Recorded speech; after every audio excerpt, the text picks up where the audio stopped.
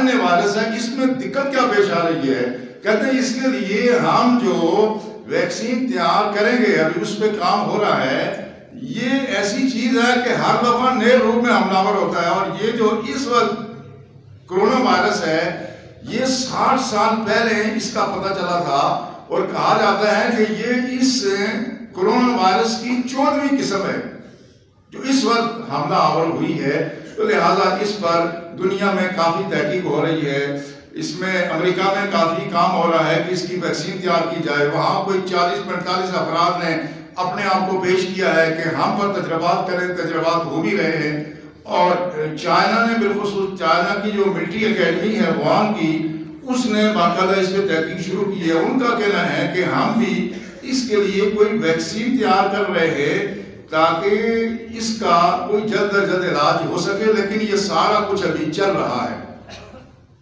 اب وہ یہ کہہ رہے ہیں کہ اس کی ویکسین ہمیشہ یہ ہوتی ہے، یہ انسان کا نظام اتنا اللہ نے عمدہ پیدا کیا ہے، انسان کا دفاعی نظام ایسا ہے کہ آدمی حیرت میں ڈوب جاتا ہے کہ کوئی ایک بیماری کا وائرس اگر انسانی جسم کو لگ جائے تو انسانی جسم کے اندر اس کے خلاف قوت مدافعت پیدا ہو جاتی ہے، اور یہ جو ویکسین ہوتی ہے یہ بھی دراصل اسی بیماری کی جراثیم کو نیم مردہ کر کے انسانی جسم میں داخل کیا جاتا ہے۔ جب انسانی جسم میں یہ چیزیں داخل ہوتی ہیں تو انسان کا دفاعی نظام متحرک ہو جاتا ہے، اور وہ اگر دوبارہ یہ حملہ کرے تو وہ دفاعی نظام پہلے سے تیار ہوتا ہے اور وہ اس کا دفاع کرتا ہے۔ اب جو موجودہ دور میں ڈاکٹروں نے اس کے لیے جو ویکسین تیار کر رہے ہیں اس میں جدید تکنیک استعمال ہوئی ہیں، اور جدید تکنیک یہ ہے کہ ہم بجائے اس کے کہ کرونا وائرس کو نیم مردہ حالت میں انسانی جسم میں داخل کر کے ویکسین بنائیں، ہم ایسا کرتے ہیں کہ جو انسان کا خلیہ ہے، یہ دیکھیں بیماری کہاں جاتی ہے، یوں سمجھ لیں ہمارے جسم کے جو خلیات اینٹیں لگی ہوئی ہیں جو کئی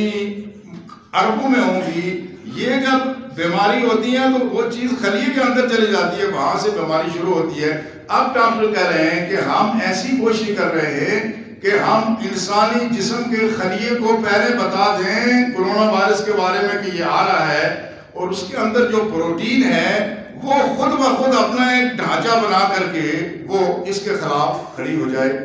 اس کا میں آخر میں پھر تھوڑا سا تذکرہ کروں گا، لیکن یہ تو وہ ہو گئی جو کوشش اس وقت تک ہو رہی ہے، لیکن اس وقت تک اس ساری کوشش کے باوجود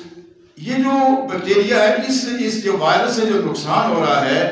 اس کا تناسب یہ تقریباً کوئی 2.5% ہے، یعنی اگر 100 آدمیوں کو یہ وائرس لگے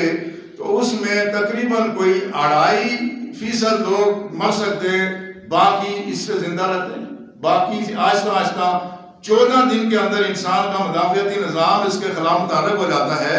اور اس مرض کا خاتمہ کر دیتا ہے۔